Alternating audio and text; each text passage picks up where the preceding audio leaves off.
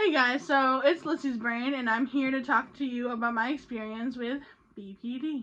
So if you're not sure what the symptoms are or what it is, you can look it up because there's quite a bit of symptoms, and I'm not a doctor, so I can't really diagnose anyone with it. So if you need to, you can check it out at this link, but let's talk about it. Today I'm struggling hardcore with having people in addition to my therapist and not instead of, because it's really hard for me to understand that new people can come into your life. And it's been so many people leaving in my life in the past that now when new people come, it scares me and it intimidates me. And I think that there's not enough room to fit every person, when in reality, there's so much room in your life that everyone can fit in and everyone will work. And that really is just a hard thing to understand or grasp. So the story is, I have insurance and they gave me a community support person. So I'm not 100% sure what a community support person is, but I'm kind of scared that they're going to step on my turf, my imaginary turf, and that they're basically just going to make it so they try to take over all my therapist duties, which isn't true. Like, my therapist isn't going anywhere, no one's going anywhere, and they're just like in addition to.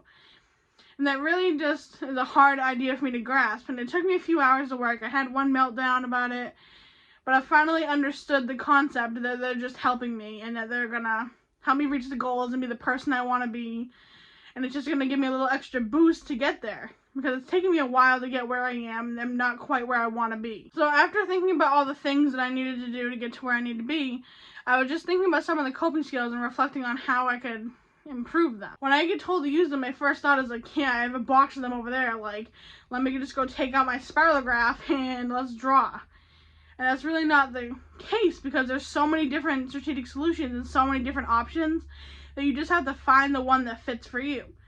And I find that really daunting, so people suggest them to me and I'll use them and they work really well.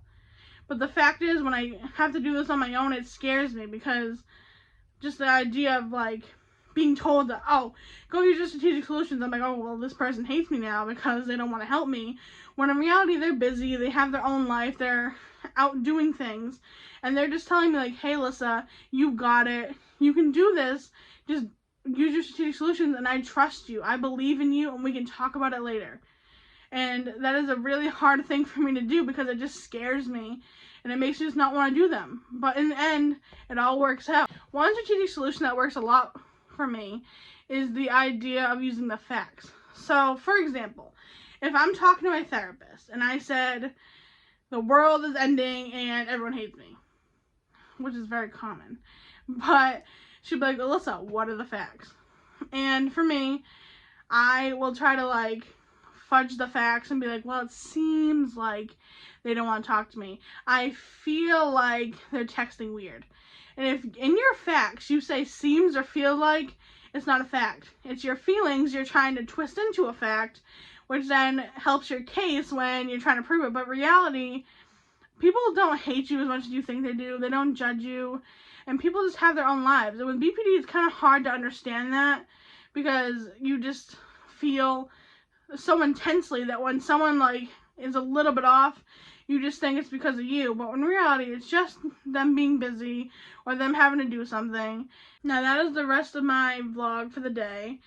Thank you guys for listening to me. I'll be back again with one of my many diagnoses at some point. I hope you remember these key facts. You are loved, you are worthy, and you matter in this world. You really do. And don't let anyone else change that for you.